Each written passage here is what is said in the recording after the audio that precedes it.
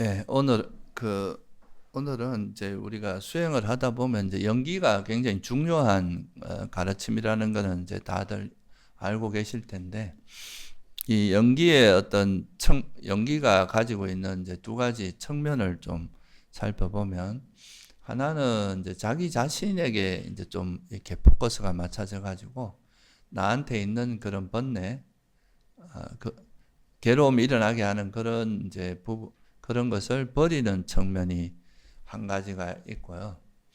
또 하나는 이제 그거는 이제 나한테 자기 자신에게 마음이 어떻게 일어나는가 하는 그런 부분에 좀 초점을 맞춰서 살펴볼 수가 있고, 또 하나는 이제 그 자기 마음이 좀 이렇게 내 마음에서 어떻게 이제 번뇌가 일어나고 어떻게 하는 거를 좀 파악하고 나서 자기 자신에게 일어나는 그런 번뇌가 이제 사라지고 나면 그런 번뇌가 좀 이제 부정적인 그런 마음 상태가 이렇게 내려놓아졌을 때, 그때 이제 이 과거에 이제 가지고 있던 그런 부정적인 마음이 이제는 좀 긍정적인 마음 상태로 변화가 일어나거든요. 그래서 이제 그런 긍정적인 상태로 변화가 일어나면서 이게 이제 나와 타인 또는 뭐 세상과의 관계적인 측면에서 또 살펴보는 거. 이렇게 한 두 가지로 볼 수가 있어요. 하나는 이제 자기 내면에 좀 집중을 한 거라면, 나중에는 이제 나와 타인과의 이제 사람과 사람, 인간과 인간, 뭐 존재와 존재 이런 관계에 대해서 설명하는 그런 게 이제 두 가지로 이제 나눌 수가 있는데요. 아무래도 이제 초기 불교 경전에서 보면 이제 어떤 한 존재가 가지고 있는 괴로움을 정확히 인지해서 그 괴로움에서 벗어나는 거에 좀 초점이 맞춰져 있다 보니까, 이 초기 경전 주로 이제 뭐 어떤 12연기나 이런 연기의 가르침에서 보면 그 한 개인에게 어떤 일이 일어나고 어떻게 이제 의식이 일어나고 그게 어떻게 작동해서 우리 삶을 이끌어가고 그걸로 인해서 죽으면 어떻게 되고 이런 쪽에 좀 더 초점이 맞춰져 있고요. 그 이제 사람과 사람의 관계, 이제 타인과의 관계 이런 쪽으로 조금 더 초점이 맞춰져 있는 게 이제, 물론 초기 불교에서도 그런 게 있습니다. 보살행위라고 하는 그런 측면이 있기 때문에, 특히 이제 사무량심 같은 거 있죠, 그죠? 이거는 이제 대상과의 관계에서 주로 이제 일어나는, 어떻게 하는지를 좀 그냥 우리가 화가 버려졌을 때 실제로 어떤 마음 상태가 되는지를 보여주는 거거든요. 그래서 그런 쪽으로 되기도 하고, 또 후대로 가면서 이거는 이제 보살행에 아주 대승불교에서는 이제 좀 더 적극적으로 이런 쪽에 좀 더 초점을 맞춰지는 거죠. 어떻게 보면 초기 불교는 과거 유교에서 하는 말로 하자면 수신제가 치국평천하, 약간 이런 게 자기 마음을 좀 이렇게 정화해 나가면서 그 마음의 긍정적인 마음 상태가 이제 밖으로 표출되고 주변에 영향을 주고 이런 쪽이라면, 오히려 이제 대승이나 이런 쪽에서는 그 관계 속에서 뭔가를 좋은 일을 하면서 자기를 정화하는 약간 이런 쪽에 어떤 관점으로 갔다, 그렇게 볼 수 있는 거죠. 근데 어쨌든 초기 불교 자체에도 두 가지가 같이 공존을 해요. 하나는 자기 내면에 있는 그런 부정적인 마음 상태를 버리는 것. 그러니까 쉽게 말해서 번뇌를 버리고 탐진치를 버리는 거에 좀 초점이 맞춰진 가르침들이 있고요. 그리고 이제 이 탐진치가 버려지고 나면은 우리 마음이 어떤 식으로 이제 발현되고 그게 현실에 드러나는 거.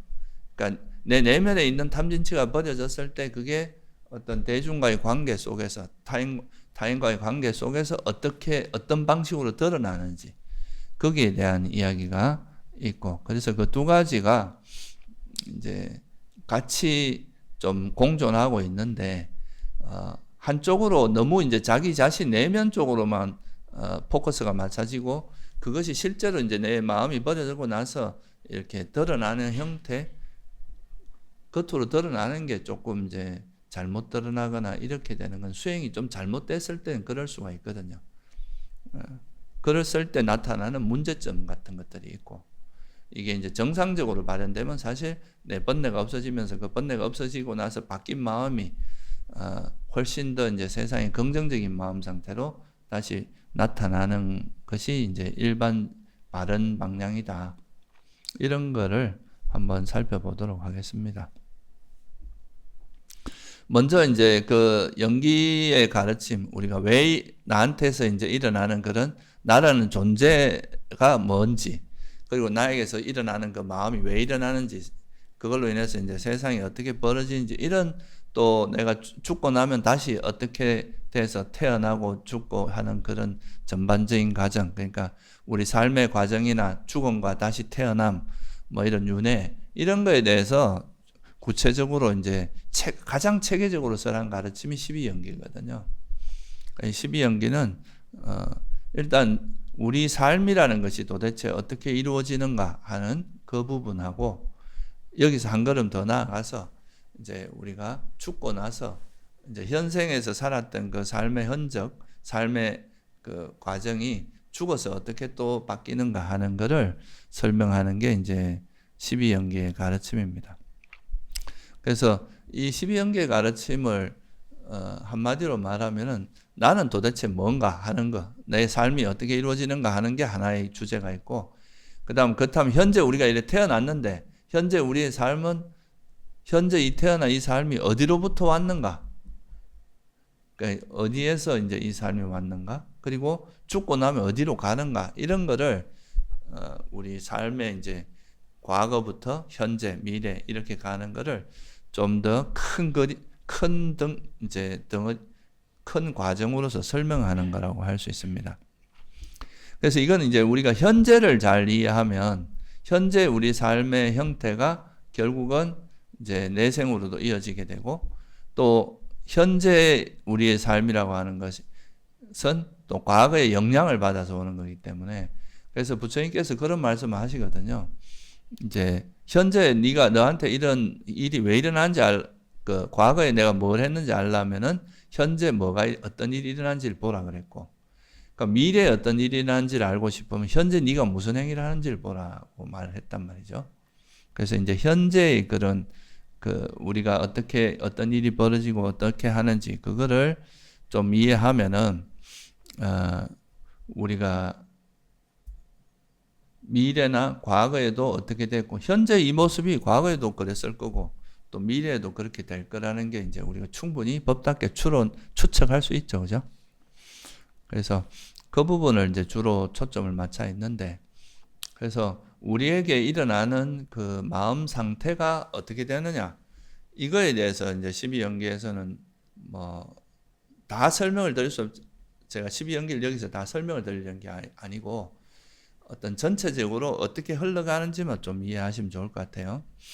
그러니까 첫 번째 이제 우리가 바라보는 관점이 뭐냐 하면, 내가 그 어떤 세상을 살아가면서 바깥 세상을 분별하고 우리가 저기에는 뭐가 있고 여기는 강동구고 뭐 여긴 서울이고 이렇게 또 저긴 사람이고 불자고 기독교인이고 이렇게 우리가 왜 세상을 분별하는 것이 일어나는 그 근원적인 그 지점이 뭔가를 보니까, 부처님께서 이 세상은 왜 일어나는가, 세상을 어떻게 일어나는가, 이거에 대한 이제 대답으로서 뭘로 설명했느냐 하면, 육처가 있으면 세상이 일어나고 육처가 없으면 세상이 일어나지 않는다. 그러니까 기본적으로 한 존재의 관점에서 보는 겁니다. 나라고 하는 존재가 있으면 이 존재 자체는 이제 태어남이라고 하는 또 존재를 12연계에서는 식과 물질과 정신, 그러니까 물질과 정신으로 이제 설명을 했고, 물질과 정신이 있으면 나라고 하는 존재가 물질과 본질은 물질 정신인데 그게 있으면 6가지 감각 기능이 생긴다는 거죠. 아니비설신이라고 하는. 그럼 6가지 감각 기능과 대상이 이래 만나면서 거기서 세상이 발생한다는 것이 이제 12연계의 가르침이기도 하고, 또 우리가 다른 경전에도 보면 이 세상이 왜 일어나는가라는 거에 대한 설명으로 항상 육처를 이야기합니다.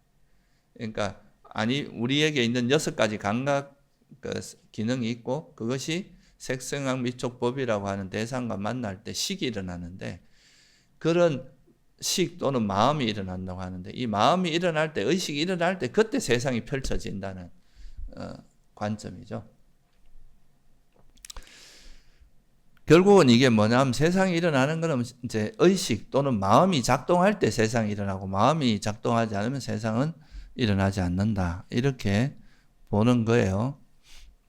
근데 이제 이런 괴로움이 왜 일어나는가, 이 12연기를 통해서도 이제 괴로움이 왜 일어나는가를 보면은 그 속에 이제 내용을 살펴보면, 가래 때문에, 가래와 치착이 있기 때문에 우리가 몸과 말과 마음으로 업을 짓기 시작한다는 거죠.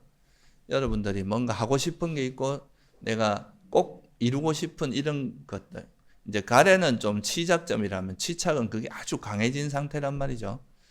그럼 내가 뭐 예를 들어서 뭐 돈을 벌고 싶고, 어떤 시험에 합격하고 싶고, 또 어떤 사업을 해서 성공하고 싶고, 이런 이제 가래나 취착이 있으면, 그로 인해서 그와 관련된 시험 공부를 한다거나 뭐 돈을 버는데 필요한 일을 한다거나 이렇게 행위가 일어나잖아요, 그죠?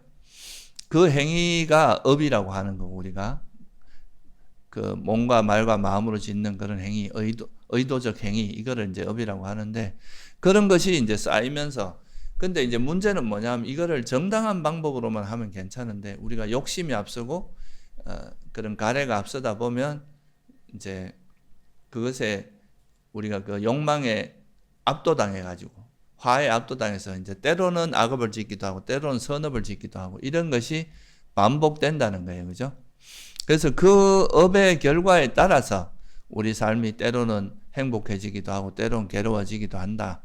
이게 이제 부처님께서 보신, 그러니까 내 마음이라는 것과 의식이 세상을 분별하면서 작용할 때, 그때 우리 마음 상태가 욕망이나 성냄에 오염되어 있거나 그렇게 이제 탐진치에 물들어 있으면 그거는 문제를 일으킨다는 거죠. 계속 어떤 괴로움이 일어나게 만드는 거고, 근데 탐진치가 없는 마음으로 접근하게 되면 그거는 우리가 좀 쉽게 말해서 탐진치는 좀 병든 마음이고, 이 탐진치가 버려지면은 건강한 마음 상태, 긍정적인 마음 상태가 되는데, 그렇게 했을 때 우리가 괴로움에서 벗어날 수 있다. 이게 이제 되게 12연기에서 말하는 그 현재 우리 삶이 어떻게 벌어지느냐 하면은, 육처가 있음으로써 이제 대상과의 접촉을 통해서, 거기서 우리 의식이 대상을 분별하면서, 마음이 대상을 분별하면서 세상을 이해하면서 이렇게 살아가는 게 우리의 삶인데, 그때 어떤 마음으로 하느냐, 오염된, 탐진치에 오염된 마음으로 하느냐 아니면 오염되지 않은 마음으로 하느냐에 따라서 괴로움이 일어날 수도 있고 행복이 일어날 수도 있다. 그래서 이렇게 현실을 들여다보고 나니까, 그렇다면은 우리가 이제 수행이라고 하는 거는 결국 뭐냐, 이제 탐진치가 괴로움이 불러일으키게 하니까 이 탐진치를 버리는, 이게 이제 되게 중요한 요소가 되잖아요. 그래서 우리가 이제 탐진치를 버리는데 포커스가 맞춰져 있고, 이것이 버려지면 괴로움에서 벗어날 수 있다는 거죠. 그러니까 무명과 가래, 취착, 이게 버려지면 괴로움이 이제 소멸하고, 그것이 있을 때는 괴로움이 일어나고, 이게 12연기에서 하는 큰 틀입니다. 그래서 이 생에서 무명과 가래와 취착이 있으면은 업을 짓게 되고, 그 업이 또 계속 뭔가 행위가 일어나서 뭔가를 하다가 이 생에서 그게 마무리되지 않으면 여전히 또 하고 싶은 마음이 남아있으면 다음 생에 좀 더 부자로 태어나고 다음 생에 좀 더 똑똑한 사람은, 이런 또 갈망이 생긴단 말이죠. 그게 또 우리를 계속 태어나게 만드는 쪽으로 작용을 한다. 이래서 끊임없이 이제 이어지고, 현생 우리가 태어났다는 것도 과거에 그런 갈망이 남아있기 때문에 또 태어났다. 이래서 그런 거를 이제 설명을 하고 있기 때문에, 결국은 우리가 수행이라고 하는 게 결국은 이제 이런 무명과 가래와 치착, 이거를 이제 버리는 거다. 그래서 결국은 이 12연기의 한 측면은, 연기의 한 측면은 내 마음의 탐진치가 오염됐을 때 괴로움이 일어나고, 탐진치로부터 벗어났을 때 이제 괴로움에서 벗어날 수 있다. 이게 기본적인 가르침의 내용이기 때문에, 결국 이제 탐진치를 버리는데 우리가 이제 초점이 맞춰져 있는 거죠, 그죠? 수행의 한 측면이. 이 연기에서 말하는 그 한쪽 측면은 우리 마음이 일어나는 구조를 이제 세상과 관계하는 구조에서 마음이 되게 중요한 역할을 한다. 그리고 이 마음이 오염됐을 때 괴로움이 일어나기 때문에 마음을 정화하는 게 우리가 수행이다.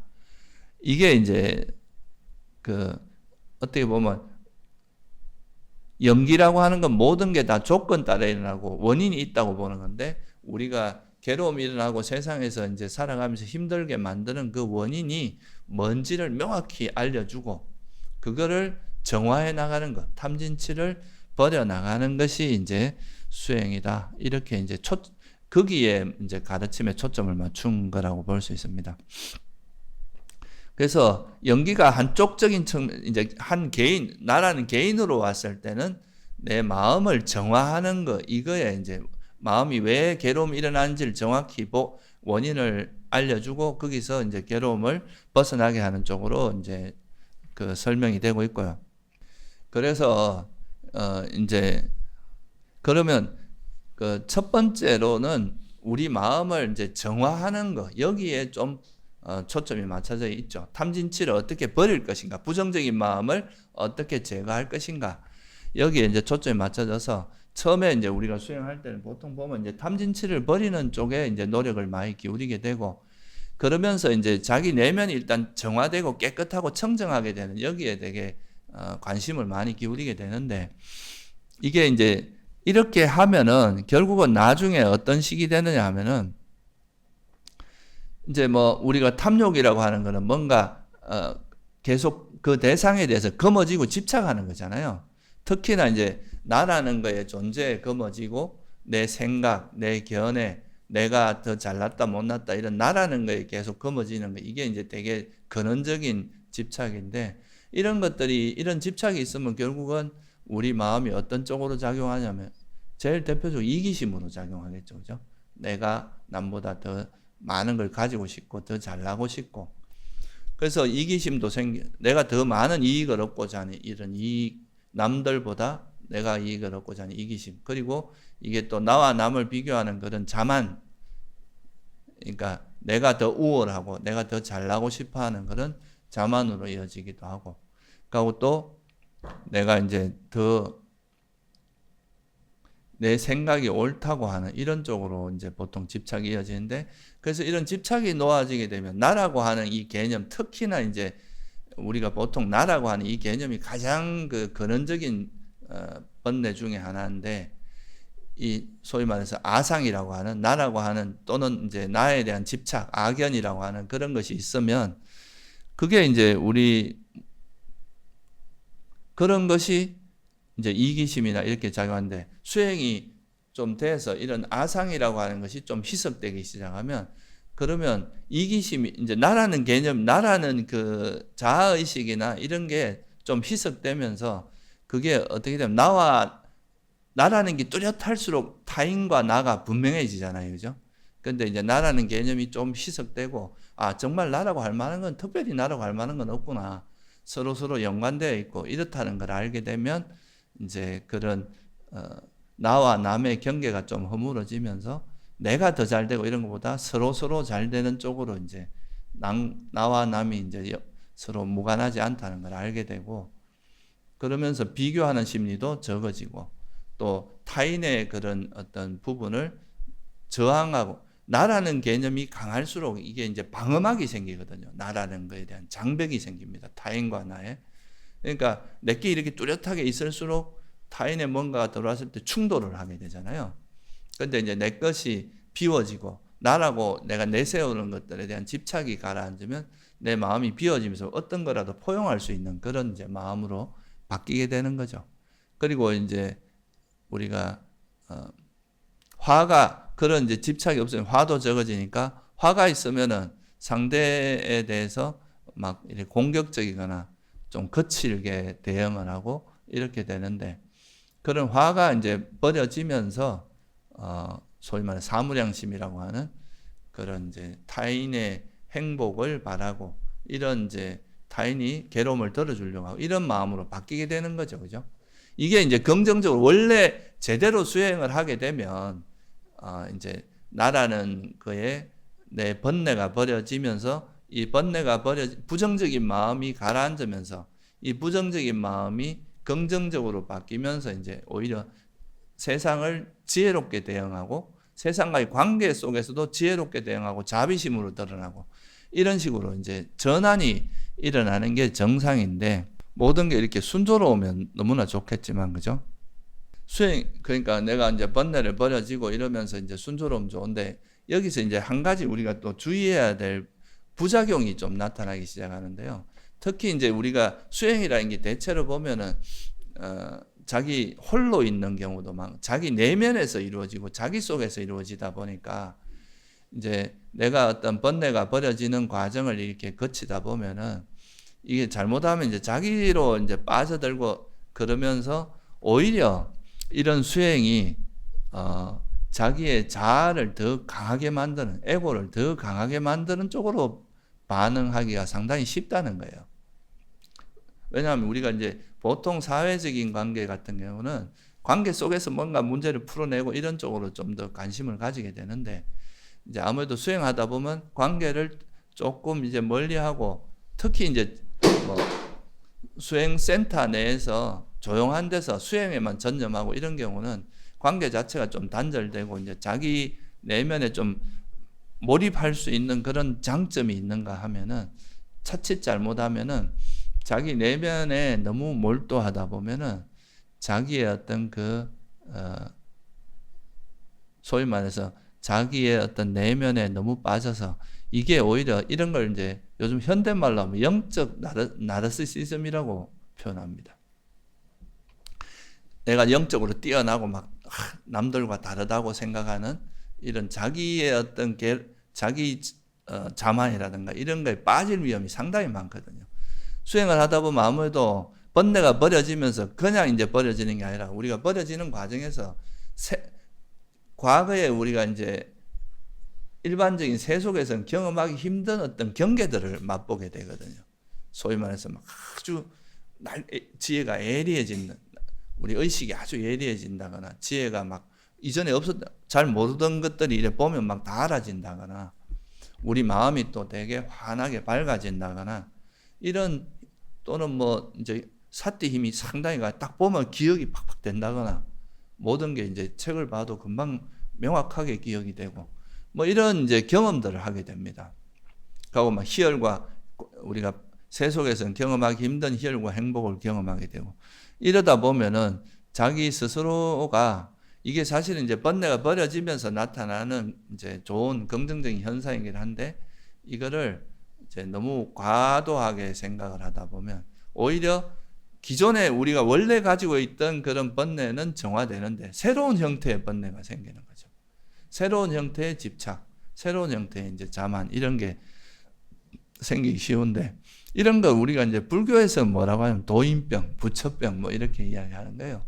막 뭔가 자기가 도인이라는 걸 내세우고 싶고 그래서 뭐 우리가 초기 불교에서는 수행하다 보면 이제 지혜의 10가지 장애가 있다.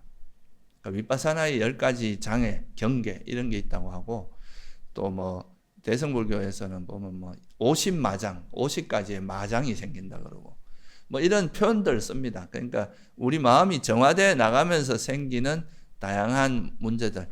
우리가 세속에서도 그런 게 있을 수 있죠. 뭐 그냥 평범한 사람이 어떤 권력을 가지게 되면 그 이전에 우리가 권력이 없을 때는 몰랐던 그런 권력의 맛을 보게 될 수 있잖아요. 또는 돈의 맛이라든가. 그러면 그거를 이제 좀 긍정적으로 이런 권력이나 돈을 좋은 쪽으로 활용하면은 굉장히 훌륭한 일을 해낼 수 있는데 그게 아니라 이런 것을 자기 이익이나 자기를 내세우는 쪽으로 잘못 활용하게 되면 이런 것이 없는 사람보다 오히려 더 안 좋아지는 경우도 있잖아요. 그죠? 그런 것처럼 이제 수행도 그런 거예요. 수행도 이제 탐진치가 버려지면서 이전에 경험하지 못한 어떤 마음의 힘도 생기고 마음의 경계들이 많이 생겨. 지혜도 예리해지고. 그러다 보면 그거를 이제 오히려 더 섬세하게 내 번뇌를 버리는 쪽으로 정상적이면 그렇게 활용이 돼야 되죠. 그렇게 되면은 굉장히 좋은데 그렇지 않으면 이게 잘못하면 이제 자기 세계에 빠져들면서 오히려 자아를 이제 에고라고 하는 자기 이제 이기심이나 이런 걸 더 강화하고 자만을 더 강화하는 쪽으로 작동될 수도 있다. 이게 이제 어떻게 보면 수행의 부작용 같은 공감 능력도 더 떨어지고, 그래서 보통 보면 오히려 수행하는 사람들 있잖아요. 타인의 어떤 감정이나 이런 걸 잘 이렇게 수용하지 못하는 경우가 되게 많습니다. 이것도 좀 이따가 제가 조금 더 자세히 설명을 드리겠지만, 그래서 이게 자기 세계에 빠지다 보면 우리가 일종의 어떻게 보면 수행이라는 게 자아의 틀을 깨내야 되는데, 이게 이제 하다 보면서 오히려 더 새로운 형태의 자아가 생겨서 그게 우리 삶을 더 이제 좀 왜곡되게 만드는 이런 일들이 생긴다는 거죠. 그래서 그게 이제 아까 말씀드린 그런 이제 수행자들이 가지는 새로운 나르시시즘 같은 게 생겨요. 요즘 말로 하면. 그거를 이제 현대에서 많이 쓰는 용어를 가지고 한번 설명을 드리면, 첫째가 이제 영적 물질주의란 말이 있어요. 이건 뭐냐 하면 우리가 수행 과정에서 이제 우리가 물질주의라는 게 그거잖아요. 우리가 재산을 자꾸 쌓아가듯이 차도 생기고 집도 생기고 막 좋은 것도 생기고 이런 게 많이 쌓이면 내가 성공했다고 이렇게 내세우는 이런 것처럼, 수행에서도 이제 수행의 다양한 경험들이 쌓이면서 그걸로 나를 굉장히 뛰어난 사람인 것처럼 내세우는 그런 것이 이제 수행에서 경험하는 그런 경계를 자기 자아를 치장하는 어떤 도구로서 활용하는, 도구로 생각하는 이런 일이 발생한다는 거예요. 그래서 그게 더 에고를 강화한다는 거죠. 그래서 보통 이제 수행도 보면 이렇게 수행 단계가 이래 명확한 게 도움이 되는 측면도 있는데요. 뭔가 길이 분명해 보이니까. 그런데 또 이게 어떤 단점이냐면, 나는 이제 이 단계를 지났고 이 단계를 지났고 이 단계를 지났고 하면서 이게 하나의 계급장이 되는 거예요. 마치 우리가 그 게임 이론 같은 거에서 보면 게임을 한 1단계, 2단계 이렇게 3단계 올라가다 보면 내가 벌써 10단계까지 올라갔다 하면 이제 다른 사람들을 좀 무시하는 거죠. 나는 10단계인데 너 이제 1단계밖에 안 돼. 이렇게 될 수도 있다는 거죠. 근데 사실 이게 정신현상이 있잖아요. 정확하게 단계를 구분하기가 어렵습니다. 어떻게 이걸 획일적으로, 물리적으로 그렇게 구분할 수 있겠어요? 그죠? 전체적으로 봐서 이렇게 점점 향상된다 이렇게 말하지, 이거를 단계적으로 탁탁 잘라갖고 요 단계까지 뭐고 요 단계까지 뭐고 이렇게 하는 거는 현실적으로 불가능한 겁니다. 그래서 이게 실제로 나타나는 게 이제 어떤 학자들이 그런 거 연구를 했나 봐요. 그래서 한 두 그룹을 나눠가지고 있잖아요.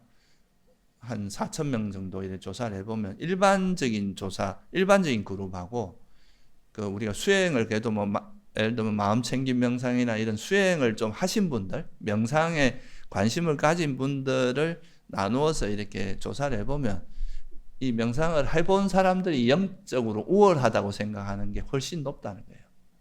다들 자기가 남들과 다르다, 나는 이렇게 생각하는 그런 자만이 상당히 강해진다.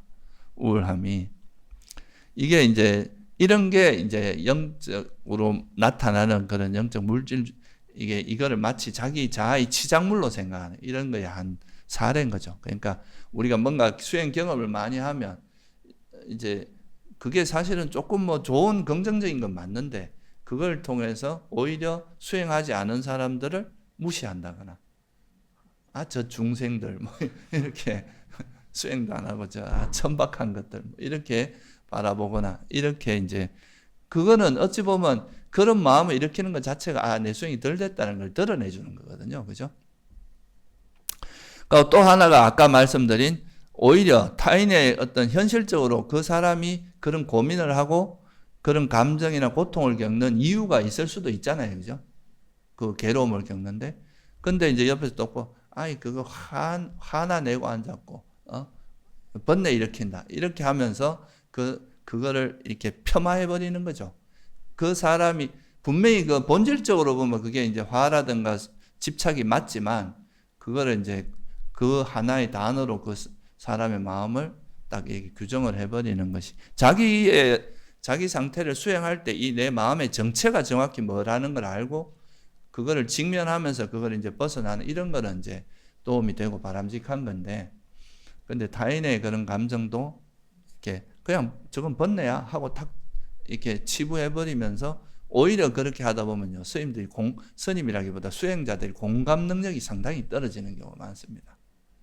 타인의 감정을 그냥 이렇게, 그래. 그러면서 이제 좀, 이게 도인처럼 그런 감정을 일으키는 것 자체가 무슨 문제가 있다고 이렇게 단정적으로 보는 것, 이런 것들이 이제 좀, 문제가 많이 된다는 거죠. 그런 부작용이 생길 수 있다는 거예요.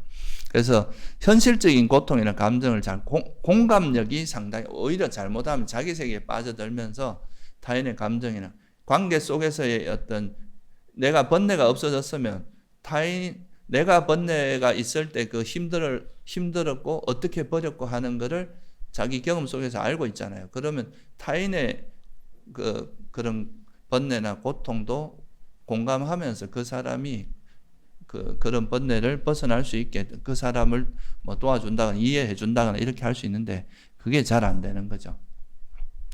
그리고 이제 뭐 또 하나, 이게 현상적으로 나타나는 거를 이야기하는 거예요. 이게 조사를 해보니까 이런 식으로 많이 나타나더라는 거예요. 어떤 심리학자가 이걸 조사를 해보니까 사람 수행하는 사람들한테 많이 나타나는 그런 모습들이라는 거죠. 오히려 수행을 하면 사람이 건강해지고 긍정적이 돼야 되는데, 오히려 이런 좀 이상한 형태의 그런 문제들이 나타나는 거를 이제 드러내놓은 겁니다. 그리고 뭐 자기가 이제 아까 말했듯이 나는 뭐 몇 단계 들었다, 난 지금 뭐 저 선정에 들었고, 선정도 못 든 저 바보들, 뭐 이렇게 이제 자기 스스로가 아까워, 나는 바람일이 남들보다 뛰어나, 나는 바람일이 남들보다 뛰어나서 이제 다른 사람은 못하는 걸 나는 이미 하고 있다, 이런 식으로 이제 나아갈 수 있다 이거죠. 그래서 자기 수행의 경험을 가지고 하는 거나, 또는 뭐 어떤 특정한 어떤 체험들, 이런 걸 통해서 자만을 키우거나, 또 뭐 이런 경우도 있죠. 내가 어떤 유명한 스님하고 아주 친하다, 뭐 이러면서 자기를 내세워. 이건 세속에서도 비슷하죠, 그죠? 내가 뭐 시장하고도 한다, 내가 말이야 경찰서장하고 밥도 먹고 뭐 이런 이야기 나오잖아요. 그러니까 그게 자기의 어떤 훌륭한 사랑과 친분을 통해서 자기를 내세우는, 이런 식으로도 나타나기도 한다는 거예요. 이게 이제 어떤 물질적으로 내가 뭔가를 쌓듯이 수행의 경험을 통해서 내가 그런 걸 쌓으면서 오히려 에고를 강화하는, 이런 게 이제 한 형태가 있고, 또 하나는 이제 영적 우회 또는 뭐 회피라고 하는 건데, 우리에게 가지고 있는 심리적 문제나 상처를 직면하는 게 아니라 이런 이제 수행에서 오는 경험 속에 이제 감춰지는 거죠. 숨겨지는 거. 회피하는. 나는 저런 거에 넘어선 상태라고 이제 이야기하는 그런 식의 태도가 있다는 거예요. 그러니까 이게 왜 그런가 하면, 사람들이 이런 게 보통 어떤 식으로 나타나냐면 과장된 초연함으로 나타난다. 그러니까 사실은 자기 내면에 지금 막 불안도 있고 뭐 이렇게 정말 집착도 있고 이런 내면의 번뇌는 그대로 있는데, 자기 감정적인 그런 거 있는데, 이렇게 그런 건 그대로 있는데 겉으로는 완전 도인처럼 초연한 척하면서 나는 그게 전혀 영향을 받지 않는다는 식으로 자기 감정을 억누르고 부정하는 거죠.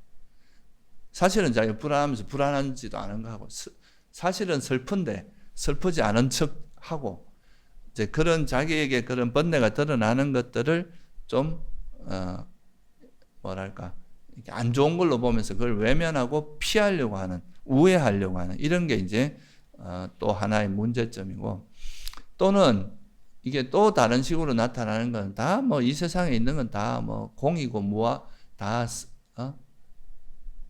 그냥 환과 같은 거니까, 환상이니까 거기에 대해서 영향을 안 받는, 맹목적으로 긍정적으로 가는 거 있잖아요. 너무 긍정적인 거. 그러니까 뭐 우리가 긍정적인 마음은 좋은데 모든 걸 다 너무 긍정적으로 바라보는, 이런 것도 하나의 이제 우리가 자기 세계에 너무 빠져들고 수행을 해 나가면서 일어나는 그런 번뇌가 버려지면서 일어나는 그런 거에 대해서 냉철하게 보지 못하고 거기에 빠져들었을 때 생기는 문제들이다 이거죠. 그리고 또 하나 많이 나타나는 것 중에 하나가 이제 이 비대칭, 그러니까 이 불균형인데, 아는 거에 비해서, 아는 거는 다 뭐 말 아니에요. 아는 지식을 보면 다 알아 아니야. 그런데 이제 실제 하는 행동을 보면은 이제 진짜 범부에 또 못 미치는 아주 저열한 행동을 하면서도 이제 우리가 알고 있는 지식으로 보면은 너무 높게 돼 있고 이거에 또 불균형으로 인해서 사실은 자기 문제는 여전히 문제가 아직 해결도 안 되고 그대로 잠재되어 있음에도 불구하고 이론적으로 많이 아는 걸 갖고 자기가 마치 다 아는 것처럼 이렇게 그 속에 숨어버린다는 거죠. 자기의 어떤 그 문제점들을. 이런 것도 이제 영적 우회라고 이야기합니다. 그러니까 이거는 뭐 이제 요즘 학자들이 쓰는 오는데 불교적으로 볼 때는 이제 이런 불균형이에요. 자기가 아는 것과 실천은 다른 거거든요. 그래서 옛날에 선사 중에 그런 말이 있잖아요. 어떤 그 뭐고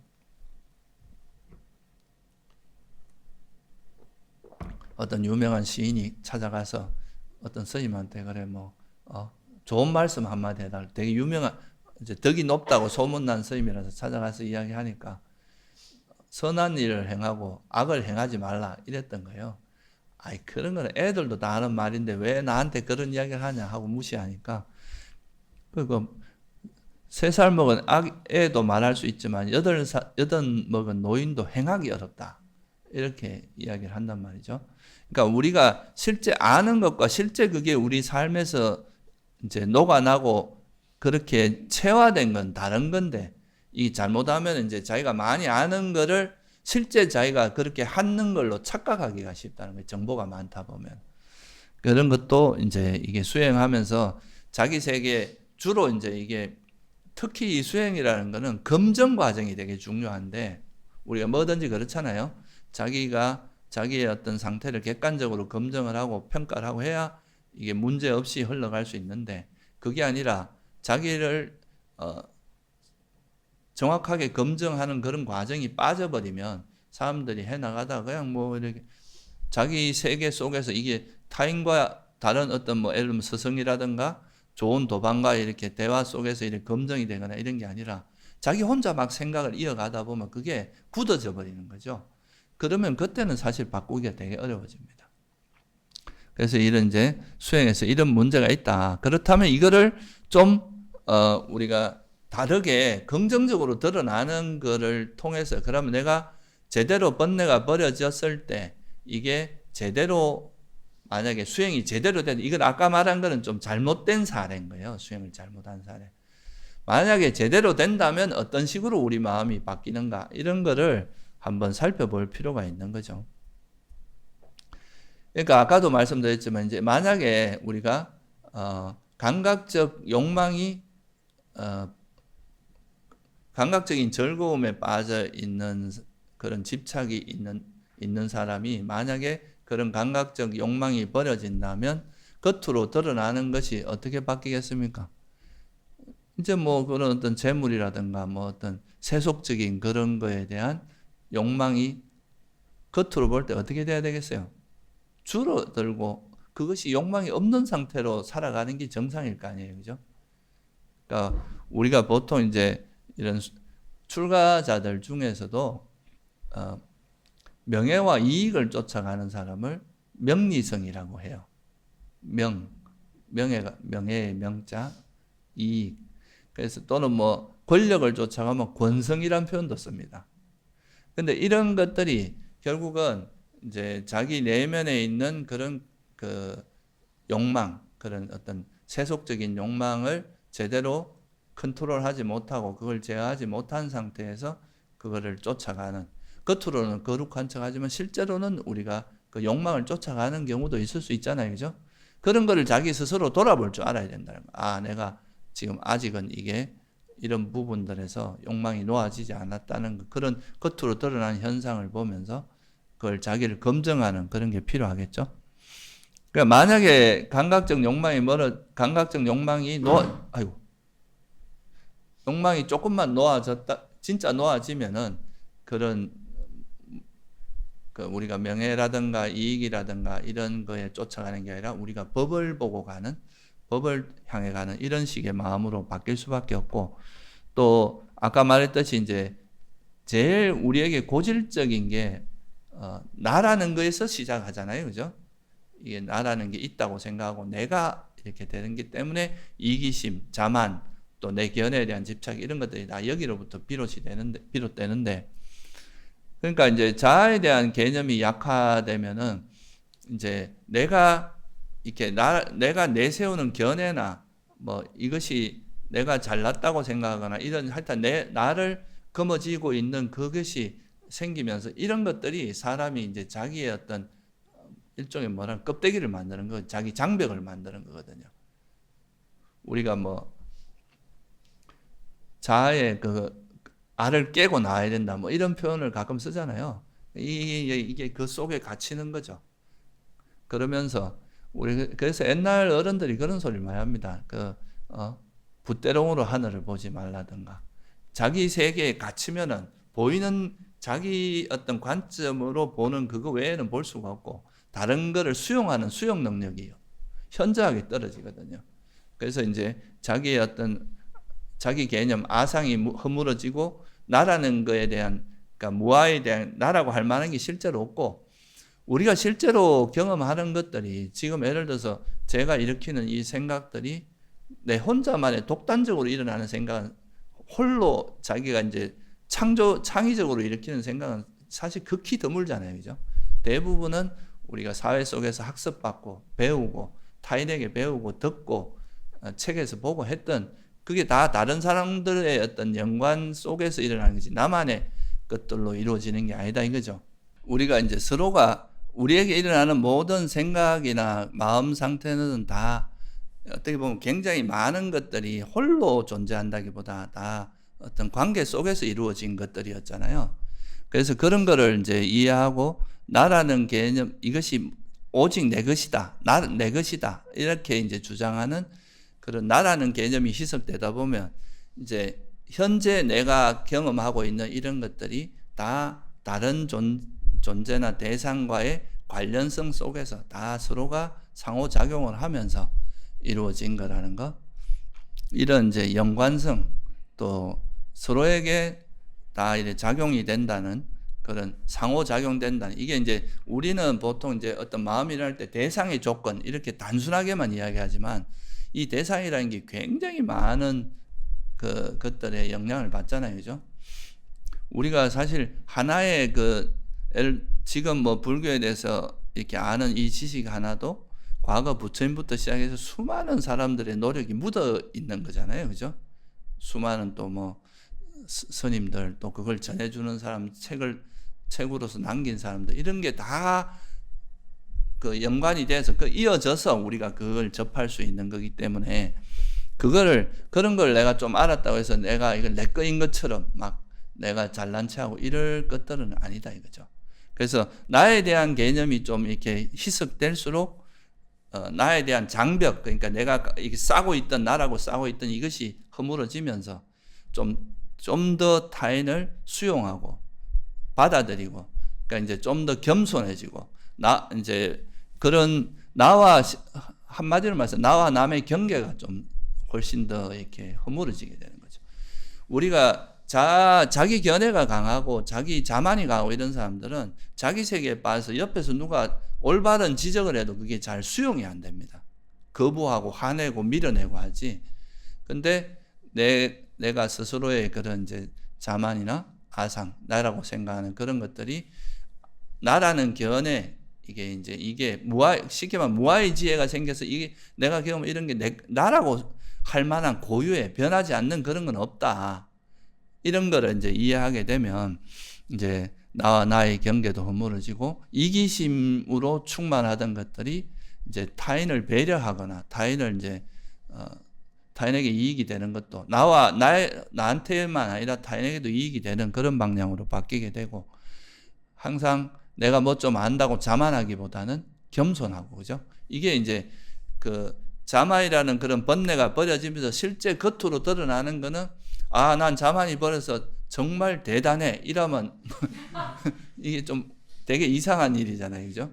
자만이 버려졌을 때 오히려 겸손한 형태로 나타나는 이런 게 이제 올바른 거고, 견해에 대한 집착, 자기 견해에 대한 집착을 버렸다는 것은 내 견해도 내가 생각하는 것이 옳다고 소중하게 생각하는 만큼 또 타인이 생각하는 그런 견해도 나름대로는 또 그 조건에서 중요한 거라는 걸 먼저 인정하고, 만약에 서로 다른 게 있고 내게 옳다고 생각하면 같이 대화를 하거나 뭐 어떻게 하면서 조정을 해 나가야지, 내가 가지고 있는 견해가 옳을 수도 있고 틀릴 수도 있잖아요. 그러니까 막 옳다고 해도 그걸 풀어나가는 방식이 나와 다른 사람은 적이야 이렇게 규정하는 것은 굉장히 위험한 거거든요.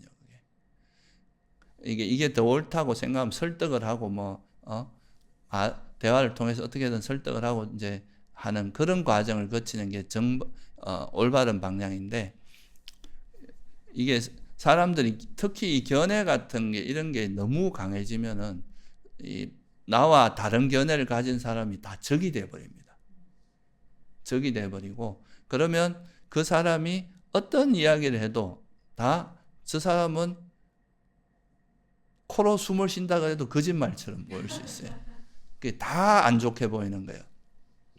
이게 왜냐하면 내 견해의 틀 이걸로만 보기 때문에 그게 이제 자기와 반대되는 사람의 그런 견해를 들을 수가 없게 됩니다. 이런 거는 진짜 우리가 많이 생각을 해봐야 돼요. 우리가 학문할 때도 그런 걸 많이 훈련을 시키거든요. 자기와 이제 반대되는 견해를 반드시 이렇게 보게 하고, 그러면서 이제 자기가 보는 생각에 다른 면을 봤을 때 내가 보지 못하는 면을 볼 수 있는 거잖아요. 그런 걸 통해서 우리가 더 시야도 넓어지고 더 이제 의식이 확장될 수가 있는 건데, 그게 아니라 자기 생각으로만 자꾸 빠져들다 보면 그게 이제 나중에는 자기 생각과 다른 생각은 다 적으로 규정하는, 완전히 이렇게 다 틀린 거고 잘못된 거고 이렇게 돼버린다는 거죠. 이 극단으로 가는 이런 게 이제 다 그런 겁니다. 극단으로 간다는 거는. 그래서 실제로 그렇잖아요. 우리가 역사적으로 봐도 이념이 다르다는 걸로 인해서 막 서로 죽고 살리고 막 이랬잖아요. 그런 걸 서로가 용납을 못하는 그런 상황이 발생할 수 있잖아요. 그러니까 그런 것들을 이제 물론 이제 어떤 게 옳다 그러다 이런 거를 이제 명확히 이야기하기 어렵겠지만, 일단은 그 타인의 견해를 들을 수 있는 그런 힘을 기르는, 특히 이제 수행자라면 그런 게 있어야 된다. 내 견해를 너무 고집한다면 이제 타인의 견해를 받아들일 수가 없게 돼요. 존중하지도 않고. 우리가 보통 광신도 이렇게 이야기하는 경우는 이제 종교에서도 그렇잖아요. 어떤 분야에 너무 과하게 신심이 몰두되다 보면 그 이성적인 생각을 못 하고, 그죠? 당신들의 그 교리나 이것만이 옳다고 막 하면서 타인의 그거를 이제 부정하고 그렇게 되기도 쉽단 말이죠. 저도 가끔 이렇게 다니보면 저 따라다니면서 전도하는 사람들도 있어요. 그거는 이제 어떻게 보면 자기들의 종교가 중요하면 다른 종교도 존중하는 게 필요한데 그런 게 잘 안 되는 거예요. 그러니까 기본적으로 서로에 대한 존중, 자기 견해가 소중한 만큼 타인의 그런 견해도 소중하다는 걸 인정해주는 그런 게 돼야 된다. 그게 이제 우리가 소위 말해서 내 견해가 나에 대한 집착, 소위 말해 집착이 버려지면 그런 긍정적인 마음으로 바뀌어야 그게 정상이라는 거죠. 만약에 우리가 수행이 제대로 됐다면 내가 집착이 많이 버려졌다 하면은 결국 그 집착의 뿌리 중에 하나가 나에 대한 집착, 나를 내세우는 이런 게 제일 큰데, 그것이 이제 나라는 것이 좀 희석되면 나가 희석될수록 더 많은 걸 받아들일 수 있는 그런 토양이 되고 더 넓어진다 이거죠. 그래서 이게 이제 실제로 우리가 번뇌가 버려지는 측면과 그것이 버려졌을 때 우리가 드러나는 거는 그렇다는 거예요. 욕망이 버려지면 실제로 이제 뭔가 세속적인 욕망도 줄어들어야 되고, 우리가 자만이 버려지면 남을 존중할 줄 알아야 돼요. 막 비교하면서 막 이렇게 그렇게 하는 게 아니라, 그리고 견해에 대한 집착이 줄어들면 또 상대의 견해를 존중하는 것도 필요해진다. 이런 거고요. 그러면 이제 이런 나와 남의 경계가 이제 좀 놓아지게 되면은 타인에 대해서도 이제 태도가 내가 내 거를 너무 집착하지 않으면 타인을 존중할 줄 알게 되고, 내가 내 견해를 집착하고 내가 우월하다고 하다 보면 소위 겉으로 드러나는 게 다 뭐 갑질이라는 형태, 남을 무시하고 막 이렇게 드러나는 거고, 내 견해를 집착하다 보면 타인의 견해를, 다른 견해를 이렇게 적대시하고 공격하고 이런 쪽으로 간단 말이에요. 그리고 이제 그런 것이 없어지다 보면은 이제 좀 더 사람이 어떻게 되냐면 수용적이고 포용적인 형태로 바뀐다는 거예요. 그죠? 그게 이제 그런 포용적이 되는 게 바로 나와 남의 경계가 허물어지면, 우리가 이 조기 경전에서도 이제 부처님께서 항상 이게 말리가경이라는 상류단니까의 경에 보면, 마음으로 사방을 찾아보건만 자신보다 사랑스러운 자를 볼 수가 없다. 사실 누구라도 자기 자신을 가장 소중하게 생각하거든요. 내가 있어서가 아니라 나라는 존재 속에서 일어나는 좀 더 근원적으로 말하면 나를 이루는 물질과 정신이라는 게 있잖아요. 내 생각, 내 몸, 내 어떤 이런 걸 소중히 생각하는데, 그러니까 자기를 사랑하는 사람은 남을 해치지 마라, 이런 말이 있어요. 그러니까 이처럼 누구에게나 내가 나를 사랑스럽게 생각하는 만큼 타인도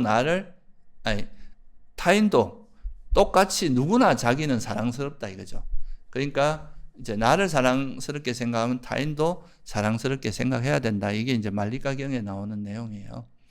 그래서 이게 이제 그렇기 때문에 우리가 이런 마음으로 바뀌게 되면 나와 남의 경계가, 나를 내세우는 이런 게 이제 그런 집착이 놓아지고, 그런 게 완전히 놓아지지 않더라도 조금씩 이제 줄어들 거 아니에요. 그죠? 빛바르게 되면 될수록 타인을 대하는 태도가 달라져야 된다는 거예요.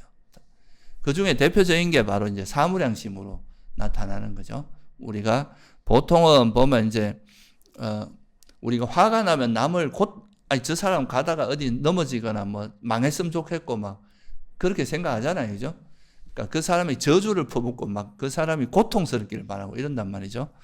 근데 이제 그런 화가 이제 가라앉고 내 의견과 다르다거나 또는 내가 무시하거나 이렇게 하지 않는 그런 이제 내 마음의 집착이, 나를 내세우는 이런 게 사라지게 조금 가라앉게 되면은 이제 타인을 대하는 태도가, 이게 이제 관계 속에서 영기적인 관계가 단순히 이제 나라는 거에서 내 마음에 일어나는 이런 게 아니라 이 정말 서로가 연관되어 있다는 거예요.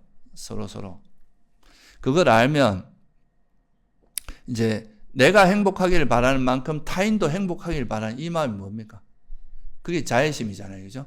그러니까 그 사람이 잘 되기를 바라는 마음으로 쓰는 거예요. 뭐 만약에 충고를 하더라도 그 사람을 비난하고 욕보이고 막 혼내기 위해서, 뭔가 비난하고 괴로움을 주기 위해서 막 이렇게 날카로운 말을 하는 게 아니라, 정말 그 사람이 잘 되기를 바라는 마음이 있으면 이런 말이 적절한지 안 한지도 살피고 그 사람을 잘 배려해서 시기와 때를 잘 보면서 말을 할 거 아니에요. 그죠?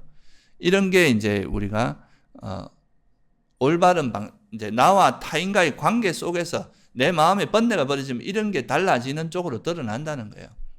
그래서 타인이 잘 되길 바라고, 또 남이 고통받는 것보다를 보지 못하기 때문에 그게 뭐로 드러납니까? 남이 이래 고통받고 힘들어하는 게 있으면 연민심으로 드러나서 그 사람의 고통을 덜어주려고 하는 사람. 예를 들어서 뭐 가다가 누가 쓰러져 있으면 그 사람의 그런 고통을 그냥 보지 못하니까 가서 어떻게든 도와주려고 하고, 힘들어하는 사람이 있으면 그걸 도와주는 쪽으로 가려고 하고, 옆에 사람이 뭔가 힘들어하면 그 고통을 공감해주면서 그거를 이제 그 사람이 어떻게 하면 그 정신적 고통에서 벗어날 수 있을까를 도와줄 수 있고, 이런 게 다 연민심이죠.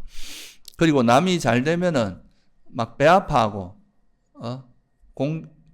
질투하고 이런 게 아니라 그 사람이 잘 되면은 그걸 같이 기뻐해 주는 거. 아, 참 잘했다. 그러니까 남들이 잘한 거를 좀 이렇게 순수하게, 아, 정말 잘했다, 훌륭하다, 이렇게 해주는 거, 이것도 되게 어렵거든요. 보통 보면 어떻게 하냐면, 잘했어. 근데 이거는 좀 아닌 것 같아. 뭐, 이렇게 항상 뒤에 그 사람을 좀 깎아내리는 말을 꼭 한단 말이죠. 그러니까 그러지 않고 이제 순수하게 그 사람이 좋은 쪽으로, 그 사람의 잘한 거는 좋은 점, 그런 거를 칭찬해주고 기뻐해주는 거, 이런 마음으로도 가고. 그렇게 하지만 거기에 대해서 어떤 균형이 무너지지 않은, 너무 이제 한쪽으로 훅 가가지고 또 너무 과하게 뭘 하면은 그것도 여기에 이제 욕심이 들어가면 또 과해지거든요. 그러지 않고 내가 이렇게 균형을 잘 유지하고 그러니까 그렇게 하는 게 평온이라고 하는 거거든요. 마음의 평온을 유지한 상태에서 남이 행복하길 바라고 괴로움을 덜어주고 이제 함께 기뻐해주는 이런 식으로 바뀌는 게 이제 사무량심이라는 거예요.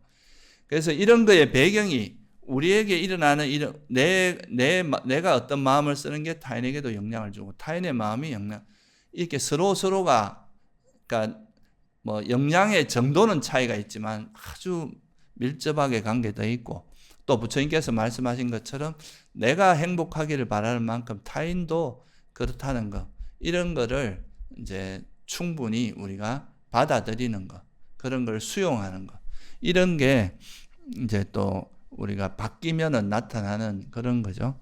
이런 것들을 조금 더 이제 극단적으로 이제 설명을 하는 게 바로 이제 그 대승불교가 뭐 법계 연기라 그래서 이 세상에 있는 건 다 서로 마치 이런 말 들어봤죠. 인드라망이란 말 들어봤죠. 그 인드라라는 신이 있는데 거기 있는 구슬은 이 구슬에 서로 비치듯이 이 나와 타인의 어떤 관계 속에서 서로가 계속 그런 영향을 받는다는 걸 좀 극단적으로 표현한 겁니다.